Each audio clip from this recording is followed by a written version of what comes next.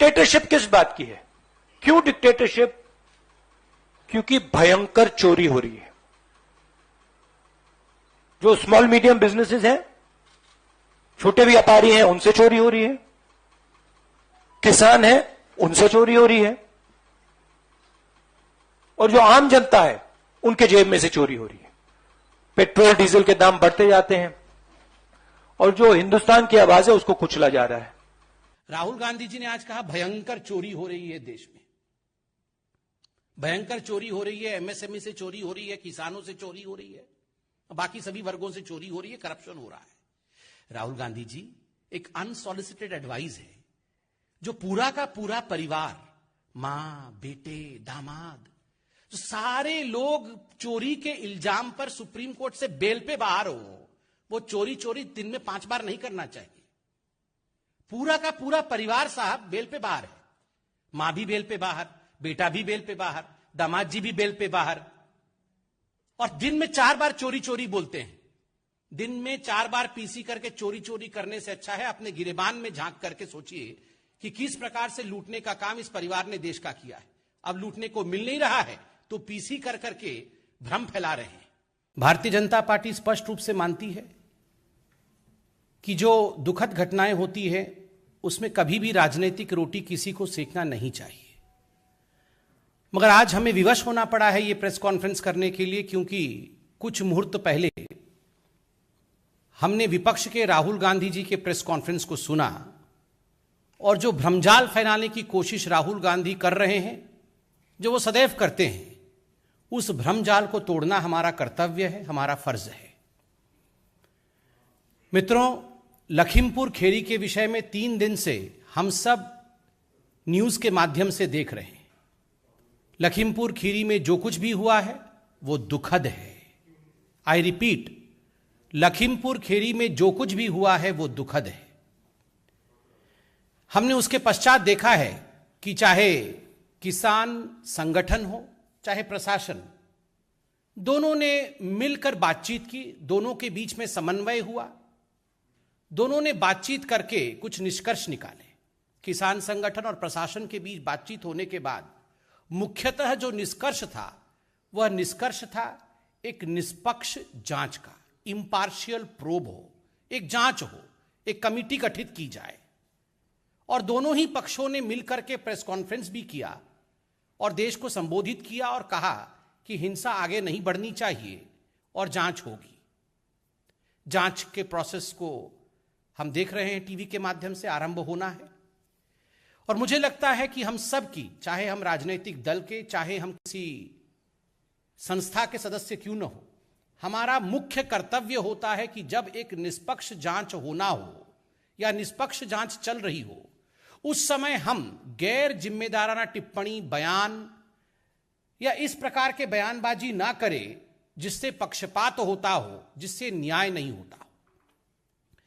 आज दुख के साथ मुझे कहना पड़ रहा है कि राहुल गांधी जी ने पुनः वही किया जो राहुल गांधी हर बार करते हैं, गैर जिम्मेदाराना रवैया, irresponsibility. Irresponsibility has become the second name of mister Rahul Gandhi. गैर जिम्मेदाराना रवैया, अधैर्यपूर्ण रवैया, अशांति को भंग करना और भ्रम फैलाना, यही राहुल गांधी जी का मुख्य ध्येय और मुख्य उद्देश्य रह गया है। हिंसा ना फैले, शांति बनी रहे, यही भारतीय जनता पार्टी और मुझे लगता है जो लोग भी जिम्मेदार हैं, यही उनका कर्तव्य है। हम अपना कर्तव्य निर्वाहन कर रहे हैं।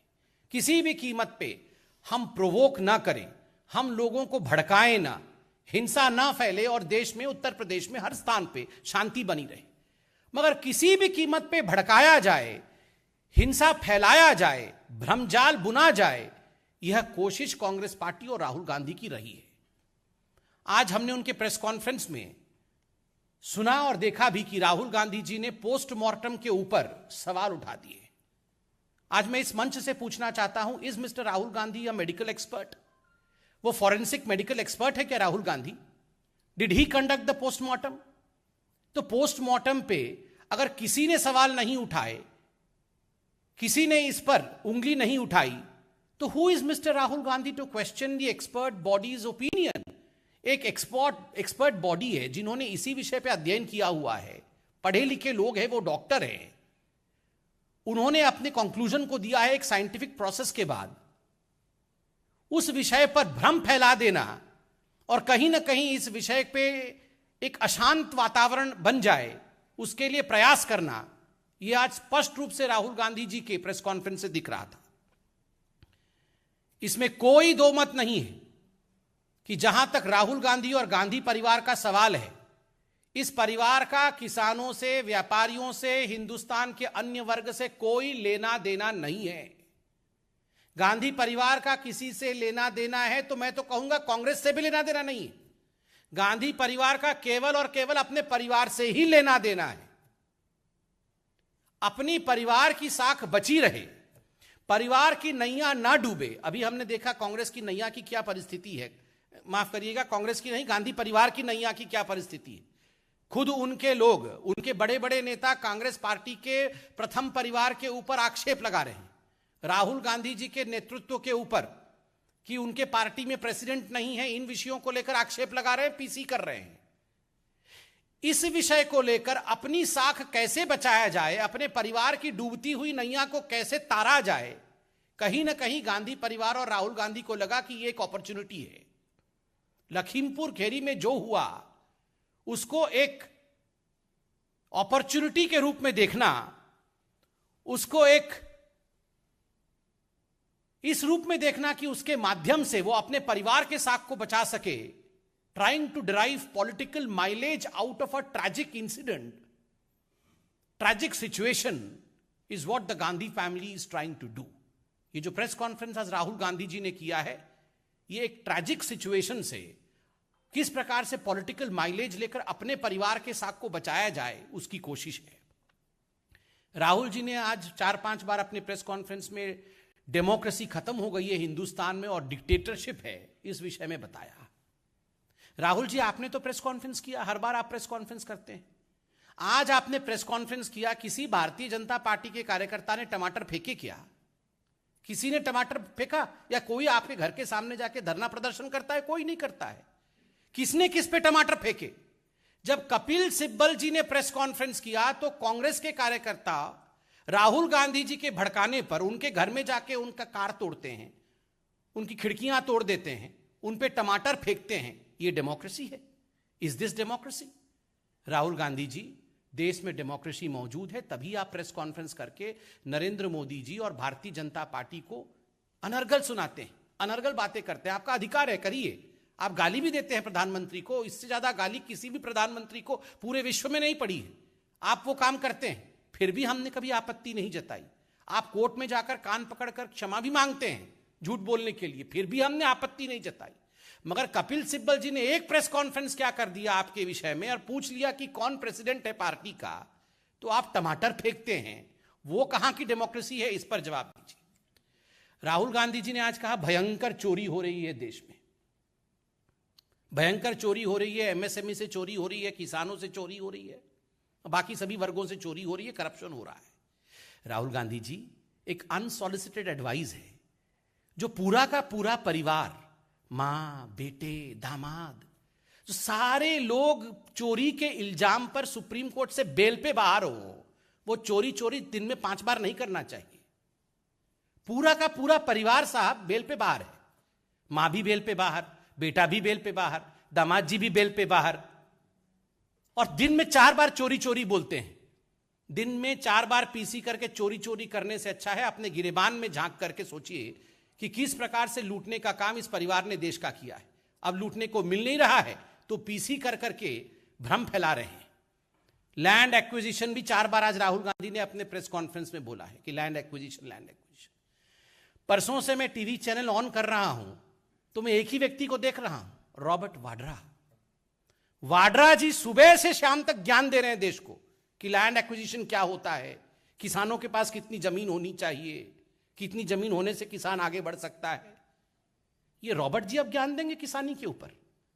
ये रॉबर्ट वाड्रा, जिसके पास पूरे हिंदुस्तान के किसानों का सर्वाधिक लूट का जमीन है, अपनी बिल्डिंग खड़ी की हुई है इन जमीनों को लेकर, सुबह से शाम तक जिस टीवी चैनल पे ऑन करो उसमें रॉबर्ट वाड्रा जी बोल रहे हैं।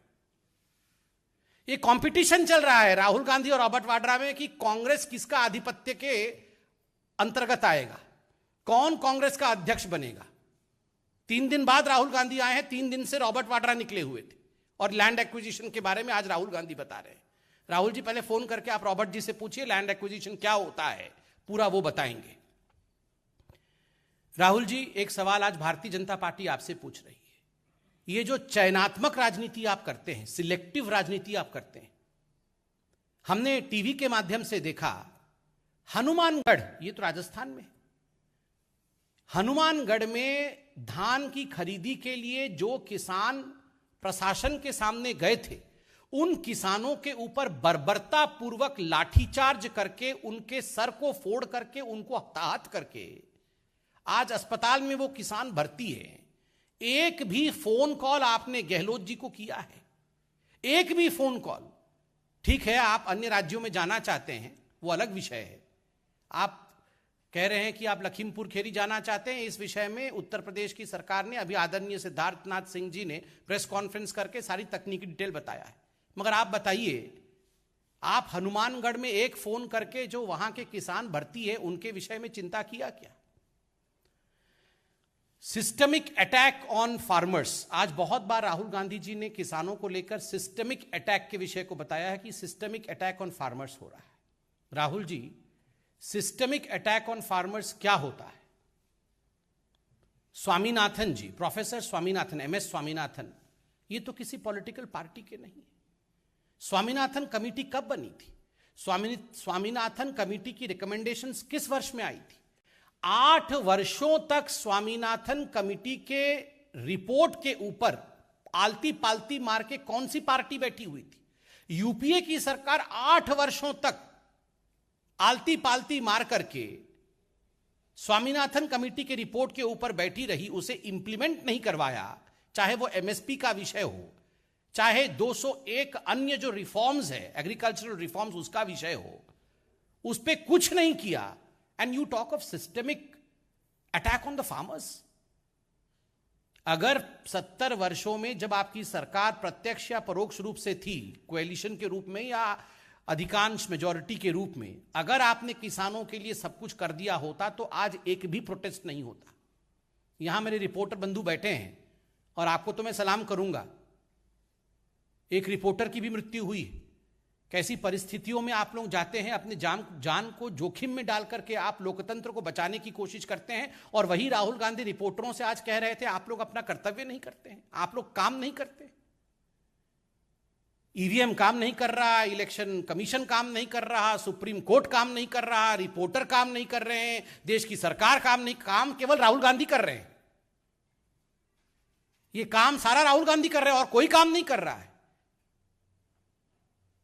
तो ये आप खुद बताइए, आप रिपोर्टर्स बैठे हैं, मैं आपसे पूछ रहा हूं, पहले आप लोग आज से 7 वर्ष पहले किसानों के सबसे बड़े मुद्दे जिसको आप रिपोर्ट करते थे वो होता था यूरिया की कमी।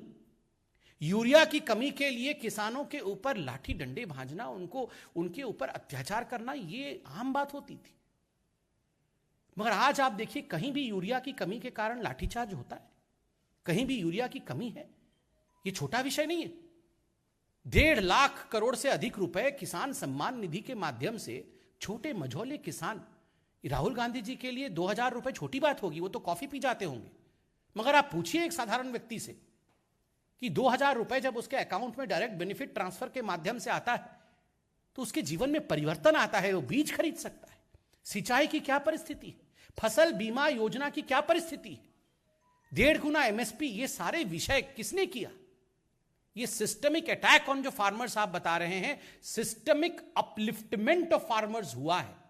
एक सिस्टमिक तरीके से किसानों को आगे बढ़ाने का काम इस सरकार ने किया है। राहुल गांधी, मैं अंत में इतना ही कहना चाहूंगा कि आप ये जो वोटों की खेती करने का प्रयास कर रहे हैं, इससे आप बचिए। देश में सबसे महत्वपूर्ण विषय है शांति की स्थापना। हिंसा ना हो, शांति रहे, हम विकास के पथ पर अग्रसर हों। हर जिम्मेदार पार्टी का यह कर्तव्य है। भ्रम फैला करके लोगों को हिंसा की तरफ झोंकना और भड़काना, ये उचित नहीं है। राहुल गांधी जी और कांग्रेस पार्टी, आपको ऐसा नहीं करना चाहिए। बहुत बहुत धन्यवाद बंधुगण। मैं अंत में इतना कहना चाहूँगा, आज इसमें हम कोई प्रश्न उत्तर नहीं ले रहे हैं, क्योंकि मोर और लेस ये एक स्टेटमेंट था। जो हमें कहना था हमने बहुत स्पष्ट रूप से रखा है। एक जिम्मेदार पार्टी और एक जिम्मेदार नागरिक के नाते हम नहीं चाहते हैं कि कोई भी बयान ऐसा हो जिससे कोई भी पक्ष भड़के और अशांत माहौल बने। देश में शांति रहनी चाहिए। बहुत बहुत धन्यवाद।